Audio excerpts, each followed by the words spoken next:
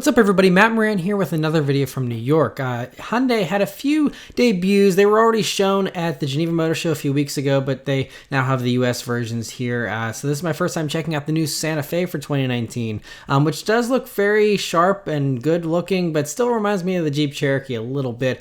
Inside, it's still, very nice. The same type of interior you see in a lot of modern Hyundais with a few nice improvements. I really like the taillights. I think that they have a really cool design to them. And also, they're now just called the Santa Fe. And then if you want the three-row one, that's now called the Santa Fe XL until a new standalone three-row SUV arrives at a later date. But in the meantime, we just have the regular Santa Fe here. And, still is 3 inches longer than the outgoing one, so it should be a little more spacious and roomy. Lots of new safety tech and all that type of stuff. They also showed off a refreshed Tucson, which is just a minor change with a new grille and front and rear bumpers. So I didn't really take any time to film that. The only other changes are a 2-liter and 2.4-liter engines. You can now get in those instead of the 1.6-liter turbo. But then there's this Hyundai Kona electric, which was also revealed at the Geneva Motor Show a few weeks ago, and looks very interesting here. It basically just has no face on it almost, and no grille, and it's kind of blank, which is interesting. But I think I still prefer the looks of the regular Kona,